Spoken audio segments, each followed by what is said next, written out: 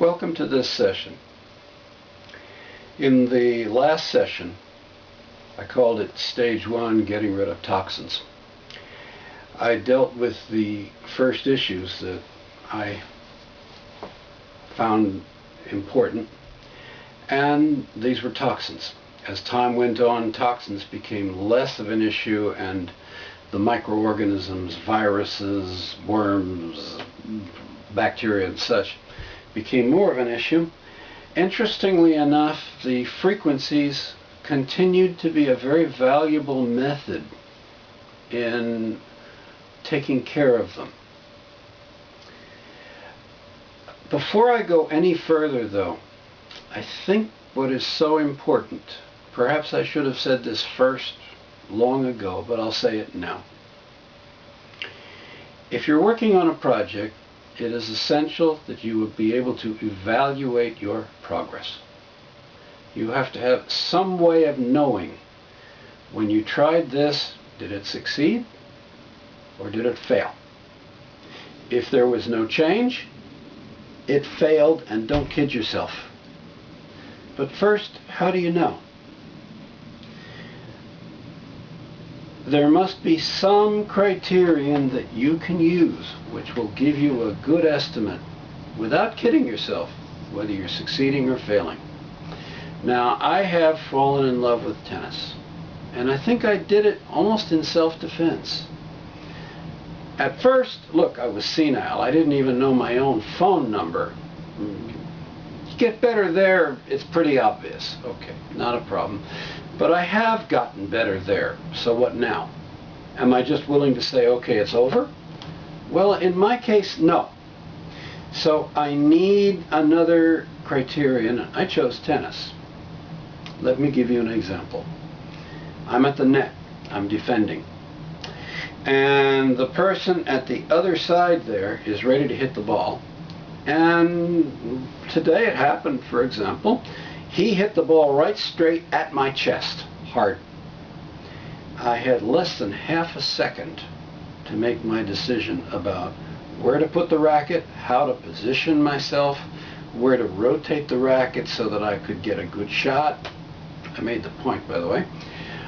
But this is real. With less than a half second to make the decision, and I need to do it with reliability. I need to think strategically during that time, or at least act as though, even if I haven't got time to think. Question is, can I do it? And if you don't do it, you lose games. If you do it, you win games. It's wonderful about tennis. You get evaluated every time you play.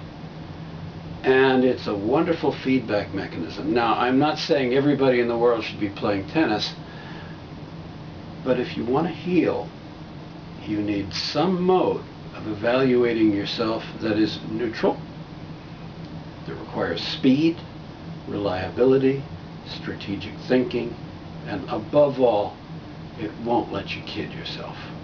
Tennis is great. I recommend it. Okay, let's move on. I'd like to talk about Parkinson's now, because it's a disease that is, I'm really thinking about it. Again, I'll take you back to tennis. When people find Parkinson's in someone, they notice that there's a lack of a neurotransmitter called dopamine. And I see myself acting in tennis that suggests that the signals to my right wrist are not reliable. And how do I know that?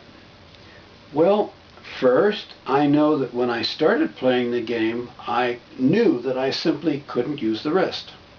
It just wouldn't work. I also knew that if there were times that I would serve the ball and let go of the racket. And I destroyed a very expensive racket that way when it hit the ground. More recently, a tennis professional has told me I had a grip of death on the racket. Apparently I was holding it so tightly, he noticed it. And I also noticed that he was right, because when I gripped the racket so tightly I couldn't really move the wrist easily. So I've been working on that, and so how do I get good signaling to go on here? Does this have to do with lack of dopamine? In other words, is it in fact a form of Parkinson's? Well, I sure can tell you that the shaking I experienced 8 years ago was dramatic. It was bad.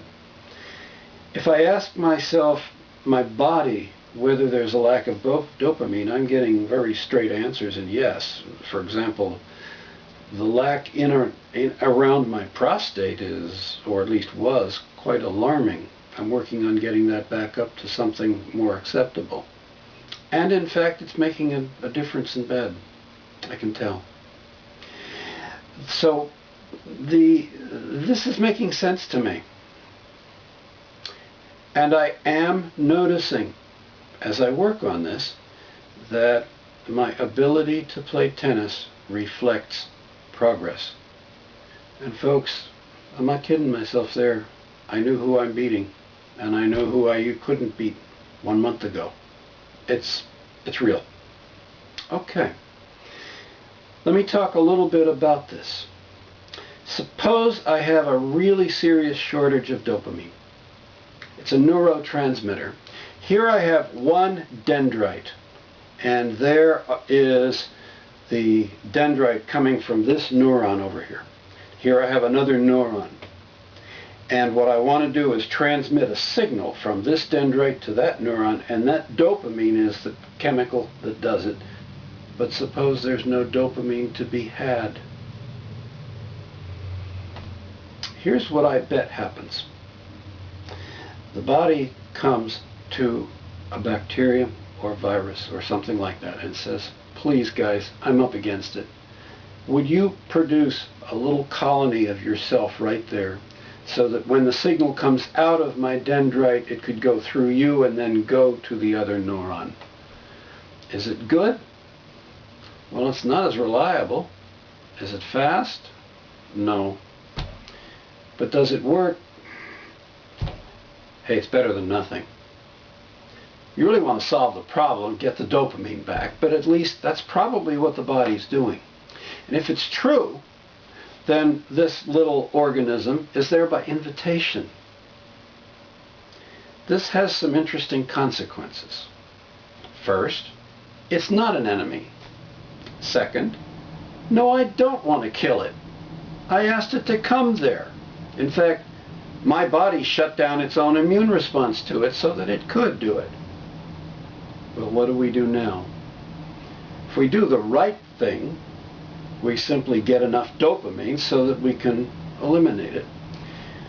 And the frequencies Dr. Clark suggested may just be the perfect tool to do that, to send in the frequency that tells that organism, hey folks, you're done, we're satisfied, thank you very much, you can shut down now and we'll replace you. And do the frequencies always work? In my body, no. Here's a leadership problem. It's alive. It wants to grow. It wants to find other places to put young. It wants to be welcomed. It wants to help. It wants to grow. What do you do now? There comes a time when you've got to tap it on the shoulder and say, hey, look, folks, thank you for what you've done. You're complete. We don't need you anymore. Shut down, or we're going to shut you down. And in the end, that's what works. You don't always have to do it, but it takes leadership. So let me summarize. Point 1, find a way to test your progress. Point 2, find the right questions to ask. And point 3, leadership really matters here. Wonderful talking to you. I'll look for you again. Bye now.